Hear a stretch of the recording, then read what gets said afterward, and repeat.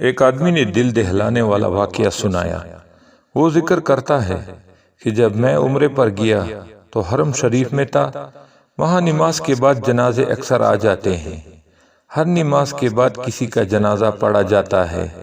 میں سوچتا تھا کہ کتنے خوش نصیب لوگ ہیں کہ جن کا جنازہ حرم شریف میں پڑھا جاتا ہے اور اتنی بڑی تعداد میں پڑھا جاتا ہے۔ تو وہاں کے لوکل پاکستانی جو کام کرنے والے ہیں، جو وہاں سالہ سال سے رہ رہے ہیں، تو انہوں نے مجھ سے ایک واقعہ شیئر کیا جو دل دہلانے والا تھا۔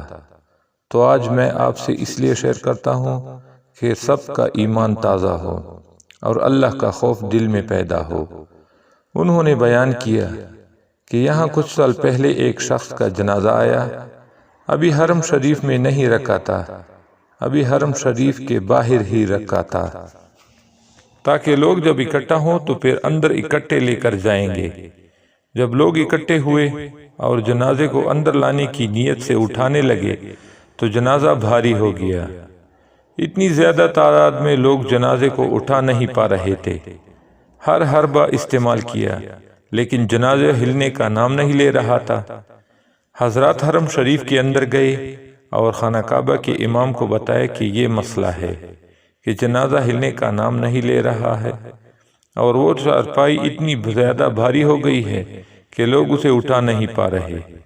انہوں نے فرمایا کہ اس آدمی کا بیک گراؤنڈ کیا ہے، کون ہے، کہاں سے ہے، اور اس کی فیملی میں سے کسی کو بلایا گیا۔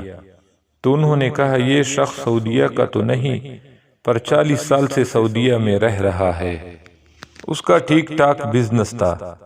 پھر امام صاحب نے کہا اچھا پھر یہ بتاؤ کہ اس نے کتنے حج اور عمرے کیے۔ اس کے بیٹے نے شرمسار ہو کر کہا کہ میں جھوٹ نہیں بول سکتا، انہوں نے 40 سال میں کوئی حج عمرہ نہیں کیا۔ صاحب حیثیت تھے، حرم کے پاس رہتے تھے۔ امام صاحب نے کہا اچھا کبھی دعا کے لیے حرم شریف میں داخل ہوئے ہو؟ تو بیٹے نے کہا کبھی حرم شریف میں نہ دعا کے لیے اور نہ عمرے کے لیے حاضر ہوئے۔ امام صاحب سوچ میں پڑ گئے اور اس نے کہا میں بھی حیران تھا کہ یہ کیسے ہو گیا۔ اب مجھے سمجھ آ گیا کہ جو شخص 40 سال یہاں رہنے کے باوجود حرم شریف میں داخل نہیں ہوا، نہ عمرے کے لیے، نہ حج کے لیے اور نہ دعا کے لیے، اب یہ کیسے ممکن ہے کہ اللہ تعالیٰ مرنے کے بعد اس کے جنازے کو یہ شرف بخشے کہ اس کا جنازہ حرم شریف میں پڑھا جائے۔ امام صاحب نے فرمایا آپ اس کو واپسی کی نیت سے اٹھائیں اور اس کو لے جائیں، اس کا جنازہ یہاں نہیں ہو سکتا۔ اس کے عزیز و اقارب خوب روئے اور کہا کہ کچھ رحم فرمائیں۔ امام صاحب نے کہا یہ میرا معاملہ نہیں، یہ اللہ کا معاملہ ہے، میں اس کی اجازت نہیں دے سکتا جس کو اللہ تعالیٰ اجازت نہیں دے رہا ہو۔ اور پھر لوگوں نے دیکھا کہ واپسی کی نیت سے جنازہ اٹھایا گیا تو اٹھ گیا، اور پھر وہ لوگ جنازے کو اٹھا کر لے گئے اور اس کو کہیں اور جنازہ پڑھ کر دفنایا گیا۔